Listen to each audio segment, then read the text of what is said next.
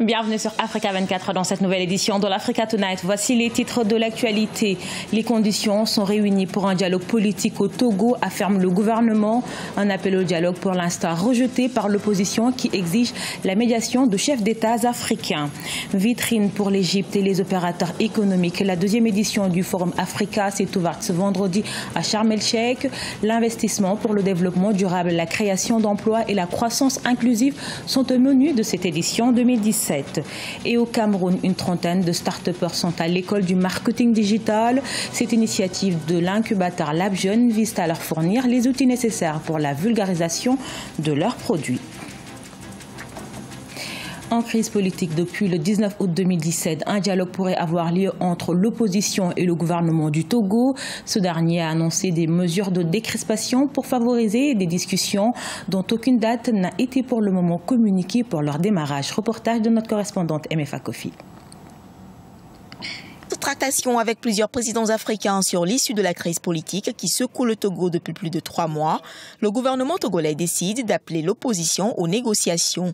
Pour lui, toutes les conditions sont réunies pour aller à une table de discussion. Outre les mesures d'apaisement mises en œuvre il y a quelques semaines, le gouvernement, au lendemain de l'annonce du dialogue ce 7 décembre, a procédé notamment à la libération des imams de Sokodé et de Bafilo, une des exigences de la coalition de l'opposition.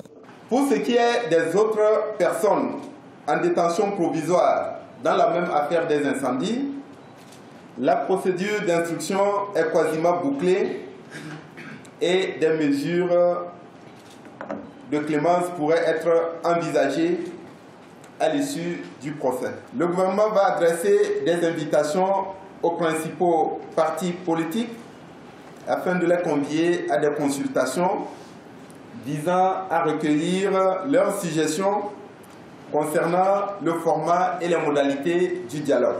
À la coalition de l'opposition, les voix sont unanimes. Il ne revient pas au gouvernement d'appeler au dialogue dont toutes les conditions ne sont pas réunies. L'opposition exige la médiation des chefs d'État africains, notamment celle ghanéenne, et reste vigilante quant à la mise en œuvre des mesures d'apaisement annoncées. Ces consultations sortent et viennent dribbler ce que Nana est en train de faire. Je voulais rappeler à ce propos que Nana a consulté les différents partis politiques, vous êtes au courant. Il est même allé au-delà des protagonistes de la crise. Et après, maintenant, le gouvernement va reprendre encore ce même processus de consultation en dribblant ce que le gouvernement est en train de faire. Le gouvernement togolais, qui espère une reprise normale des activités économiques dans le pays, entend tout mettre en œuvre pour régler la crise. Et pour la coalition de l'opposition, le règlement de la crise passe par les discussions autour des conditions du départ du président Faure Gnassingbé. Elle entend donc maintenir la pression même pendant le dialogue par des manifestations de rue. C'est désormais officiel au Sénégal. Khalifa Sall, le député maire de Dakar, la capitale, sera jugé. Le doyen des juges demande la tenue d'un procès comme l'exigeait le procureur dans son réquisitoire. Il a également rejeté la caution sous forme d'hypothèque déposée mardi 5 décembre, accusé notamment de détournement de deniers publics à hauteur de 1,8 milliard de francs CFA. Khalifa Sall est en prison depuis mars 2017 avec 7 de ses collaborateurs. Fin du suspense au Libéria sur la présidentielle. Le premier tour n'est pas annulé. Il y aura donc bien un second tour qui opposera les candidats George Weah et Joseph Boakai. La Cour suprême a rejeté la demande d'annulation du premier tour, une requête qui avait été déposée par les candidats arrivés deuxième et troisième. Sharon Kamara. Au Libéria, le second tour de l'élection présidentielle aura bien lieu. C'est ce qu'a annoncé la Cour suprême après avoir rejeté la demande d'annulation du premier tour du scrutin qui s'est déroulé le 10 octobre dernier. La Cour suprême rejoint ainsi la commission électorale qui avait elle aussi annoncé la même décision le 24 novembre 2017. La commission électorale nationale est dans l'obligation d'entamer l'organisation du second tour. Les plaignants n'étant pas parvenus à prouver que les irrégularités constatées étaient d'une ampleur suffisante pour remettre en cause les résultats. À l'origine de la suspension du scrutin du 10 octobre, une plainte du candidat malheureux Charles Brumskin du Parti de la Liberté, arrivé en 3e position.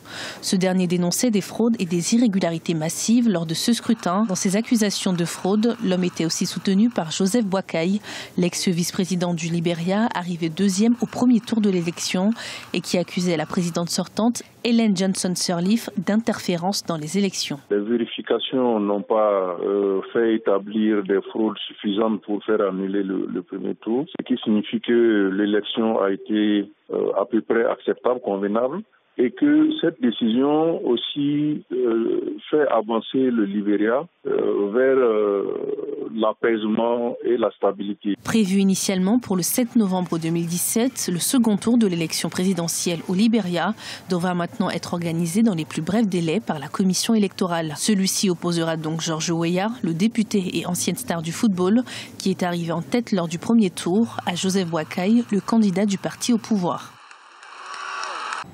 La ville égyptienne de Sharm el-Sheikh accueille depuis ce jeudi 7 décembre et ce jusqu'au 9 décembre la deuxième édition du Forum Africa 2017.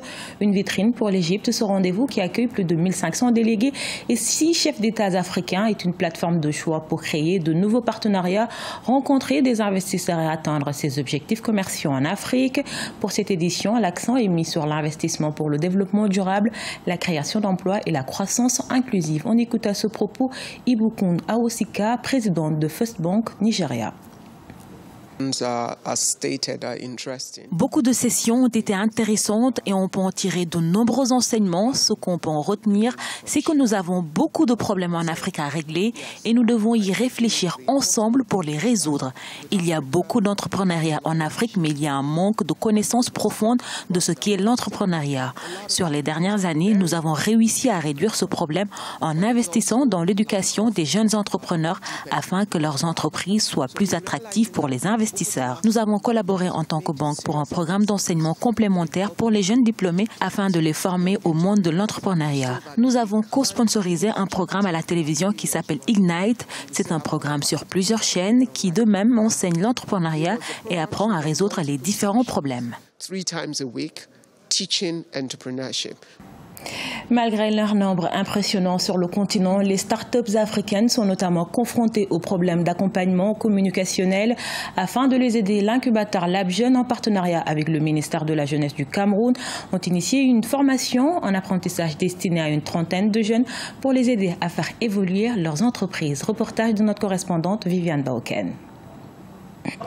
Ces jeunes entrepreneurs dans le domaine de l'économie numérique sont en phase d'incubation au sein du programme Lab Jeune. Et depuis le 8 décembre 2017, ils sont à l'école du marketing digital afin de s'enquérir des outils nécessaires à la vulgarisation et à la promotion de leur entreprise. Le marketing digital me permettra à mieux exprimer et à exposer la logique et la vision que j'ai pour le système d'information hospitalier au Cameroun. Nous avons été face à une difficulté parce que nous avons développé, mais nous voulons nous faire connaître. Alors cette formation est une opportunité pour nous de comprendre comment se faire facilement connaître à partir du digital. C'est pour ça que nous sommes là aujourd'hui. Les entreprises jeunes dans le domaine de l'économie numérique font face aux problèmes d'accompagnement communicationnel et financier selon les spécialistes. Pour ces derniers, le marketing digital est donc l'approche simpliste et à moindre coût qui permettra aux start-upers d'aller sur le marché, toucher leurs cibles et vendre leurs services. Grâce à Internet, on peut avoir des données, donc on peut mieux cibler. Les personnes ne peuvent vendre en vrac, dépenser du temps et de l'argent à communiquer en masse. On peut toucher plus précisément les gens qui sont susceptibles d'être intéressés. Et on a des données aussi, on a les résultats des actions qu'on fait. Et pour vendre, on a beaucoup de canaux, beaucoup de possibilités. Il y a les réseaux sociaux, mais pas seulement. On peut le faire par l'email, on peut le faire par SMS, on peut le faire par des relations publiques en ligne, par la publicité en ligne. Il y a énormément de canaux. Le marketing digital ne se résume pas aux réseaux sociaux. Et donc, ils ont beaucoup de possibilités, et encore une fois, à moindre coût. Capter le consommateur et répondre à ses attentes sont entre autres objectifs du marketing digital assigné à ces jeunes start-upers. Ils devraient donc, au sortir de cette formation, engranger beaucoup plus de clients afin de contribuer significativement au produit intérieur brut du pays. C'est une biennale africaine de la photographie, pas comme les autres, qui se tient depuis le 2 décembre et ce jusqu'au 31 janvier 2018 au Mali. Les rencontres de Bamako sont un rendez-vous incontournable, emblématique et légendaire pour les photographes et la photographie sur le continent africain. Le thème de cette année est Afrotopia, appelant à des photographies qui mettent en valeur le réalisme en Afrique aujourd'hui, un sujet de la rédaction. Une Afrique qui est fière d'elle-même, une Afrique qui lève la tête et qui réalise que les outils sont sur le continent et que ce continent a quelque chose à dire au monde. Voilà ce que résume ce mot Afrotopia, le thème choisi pour la 11e édition de la Biennale africaine de la photographie.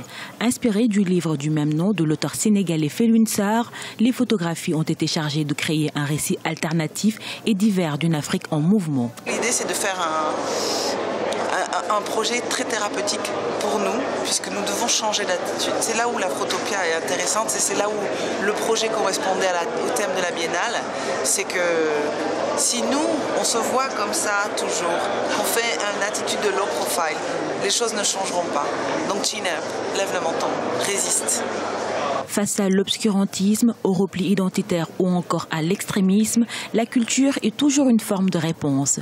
Ville de musique, Bamako, la capitale malienne, accueille tous les 2 ans depuis 1994 la plus importante rencontre photographique du continent. Pour cette édition 2017, 40 artistes de toute l'Afrique ont contribué à l'exposition avec des projets construits autour d'images de la vie quotidienne africaine à travers un regard unique. La vie de tous les jours, pour moi, c'est ce qu'on appelle le rêve africain. Parce que le rêve africain, c'est pas copier ou essayer de faire comme les autres. C'est aller plus loin dans ce qu'on fait, le faire bien. Une innovation qui a séduit les visiteurs. J'ai aimé d'avoir les photos des albinos, ces photos. J'ai aimé ça. Ouverte jusqu'au 31 janvier 2018, Afrotopia est soutenue par le ministère de la Culture du Mali, l'Institut français et d'autres partenaires. Outre la promotion de l'art et de la photographie sur le continent, les organisateurs espèrent que la Biennale incitera les Africains à en apprendre davantage sur eux-mêmes, leur diversité et leurs problèmes quotidiens, ainsi qu'à célébrer leur créativité. Ce journal a été réalisé par l'ensemble de la rédaction. Nous vous remercions pour votre fidélité. Dans un instant, une nouvelle édition de l'actualité sur Africa 24.